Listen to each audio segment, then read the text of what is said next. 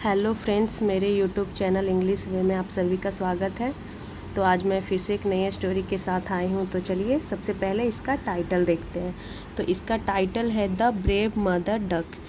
Brave का मतलब हो गया बहादुर, साहसी, मदर यानी कि माँ, डक यानी कि बत्तख। एक बत्तख माँ की कहानी है जो कि ब्रेव, बहादुर है। तो चलिए देखते हैं। यह है पिक्चर, आप देख सकते हैं यहाँ पे। चलिए शुरू करते हैं story. Once a mother duck and her little ducklings were on their way to a lake. Once यानी कि एक बार, a mother duck यानी कि एक माँ बत्तख, and her little ducklings और उसके little ducklings यानी कि छोटे बच्चे। तो डक के बच्चे को डकलिंग बोलते हैं। तो एक है तो डकलिंग हो गया और एक से ज़्यादा है तो डकलिंग्स। तो ऊपर आप फोटो में मैं आपको दिखाई थी, ये है पिक्चर में बहुत सारे डकलिंग्स हैं और ये है डक। तो ducklings were on their way to a lake यानी कि वे जा रहे थे किधर, वे टू अ लेक यानी कि झील की ओर। लेक मतलब झील हो गया। तो एक बार एक मदर डक और उसके बच्चे ducklings were on their way to a lake यानी कि लेक की ओर, झील की ओर जा रहे थे। The ducklings were very happy following their mother and quacking along the way. The ducklings were very happy, जो डकलिंग्स थे यानी कि डक के बच्चे, वो बहुत ही खुश थे। तो यहाँ पे एक से ज़्यादा है तो हेल्पिंग वर्ड का यूज किया गया। वर वेरी हैप्पी यानी कि बहुत खुश थे। Following their mother and quacking along the way यानी कि फॉलो करते हुए अपनी मदर के पीछे जाते हुए जाकर के वो बहुत खुश थे। देयर मदर यानी कि अपने माँ, एंड क्वैकिंग अलॉन्ग द वे और रास्ते में क्वैकिंग करते हुए साथ में वे जा रहे थे। सडनली अचानक से the mother duck saw a fox from a distance यानी जो मदर डक थी, माँ बत्तख, उसने देखी। सी की second form saw a fox from a distance यानी कि दूरी से उसने क्या देखी, एक फॉक्स को देखी। कौन? Mother duck. She was frightened and shouted. She was frightened का मतलब हो गया, फ्राइट का मतलब सॉरी डरना होता है, फ्राइटेंड यानी कि डर गई। तो जो उसकी माँ थी डकलिंग्स की, डक, वो डर गई। एंड शाउटेड और चिल्लाई।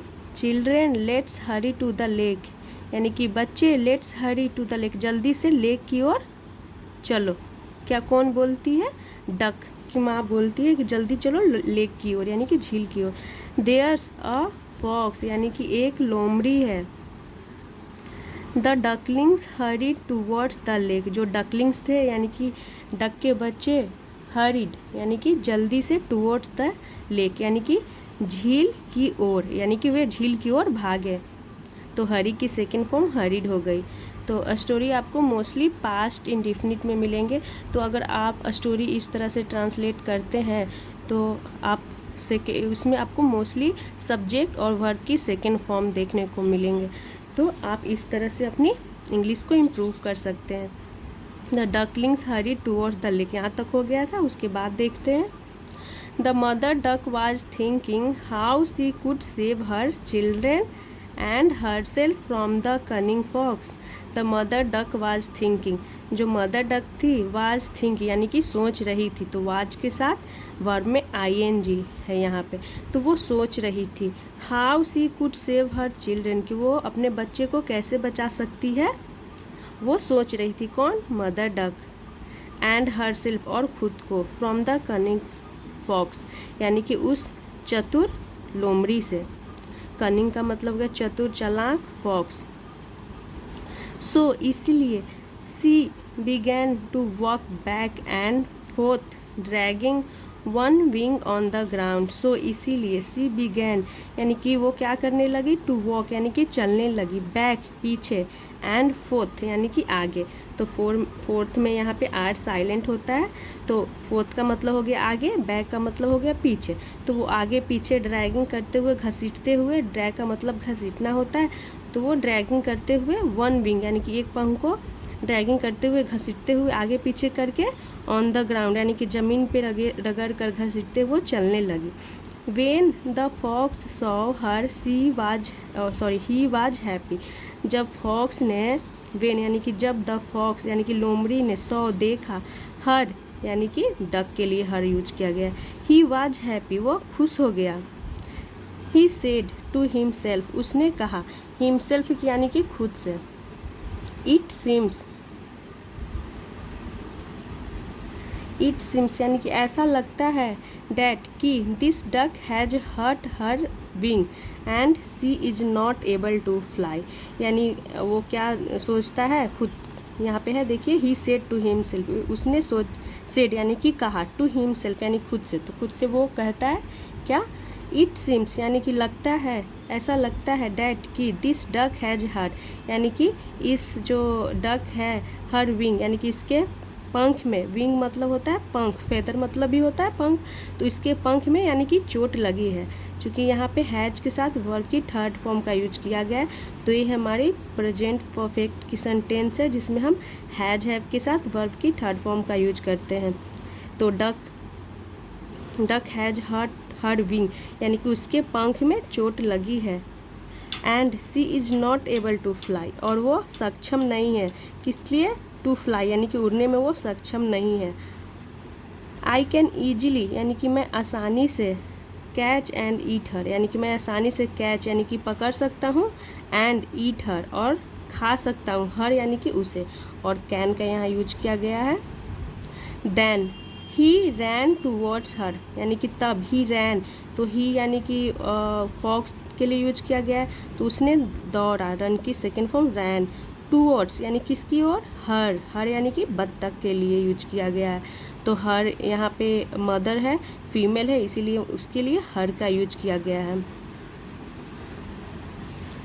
चलिए देखते हैं यहाँ पे क्या होता है फिर।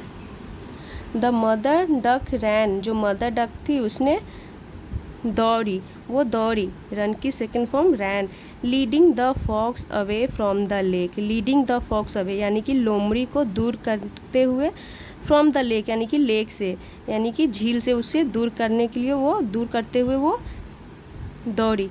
द फॉक्स फॉलोड हर और जो फॉक्स था यानी कि लोमड़ी उसने फॉलोड हर यानी कि पीछा किया, फॉलो यानी पीछा करना, फॉलोड यानी पास्ट हो गई, पीछा किया। द फॉक्स फॉलोड हर, तो ये हमारी देख सकते हैं कि ये हमारी पास्ट इंडिफिनिट की सेंटेंस है जिसमें हम सब्जेक्ट के साथ वर्ब की सेकेंड फॉर्म का यूज करते हैं।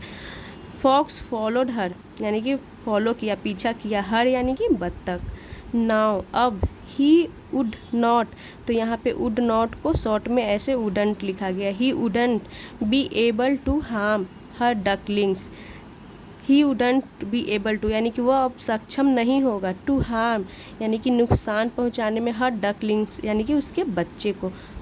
सी थॉट किसने सोचा, तो सी तो फीमेल के लिए यूज होता है, तो ये तो डक ने ऐसा सोचा। सी थॉट यानी थिंक की सेकंड फॉर्म थॉट हो गई, बत्तख ने सोचा कि अब वो मेरे बच्चे को अब नुकसान नहीं पहुंचाएगा सकेगा। The mother duck looked towards her ducklings यानी जो मदर डक थी, माँ बत्तख, लुक्ड देखी, किधर देखी, तो टूवर्ड्स हर डकलिंग्स अपने बच्चे की ओर, हर यानी कि खुद के बच्चे की ओर, डकलिंग्स, एंड सॉ और देखा, डैट की they had reached the lake यानी कि वे, अब एक से ज़्यादा है तो यहाँ पे प्लूरल प्रोनाउन का यूज किया गया है, ये हमारा सब्जेक्टिव प्रोनाउन हो गया। तो उसने क्या देखा, माँ ने क्या देखी कि मेरे बच्चे हैड रीच्ड यानी कि वे पहुँच चुके थे, तो ये हमारी पास्ट परफेक्ट की सेंटेंस हो गई जिसमें हैड के साथ वर्ब की थर्ड फॉर्म का यूज करते हैं। और पास्ट परफेक्ट में अगर सब्जेक्ट सिंगुलर हो या प्लूरल हो तो उसके साथ हम हैड का ही यूज करते हैं। तो उसने देखा कि उसके बच्चे पहुंच चुके थे, द लेक यानी कि झील।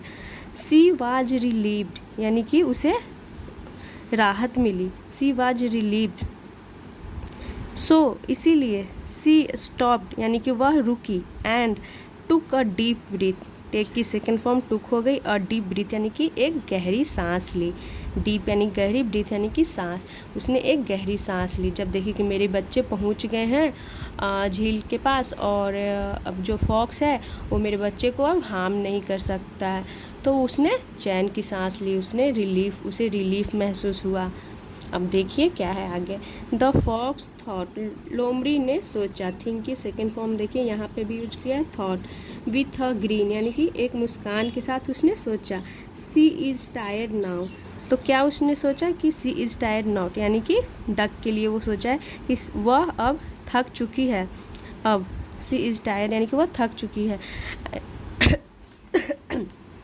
And he came closer to grab her, तो उसने क्या सोचा कि अब वो थक गई है।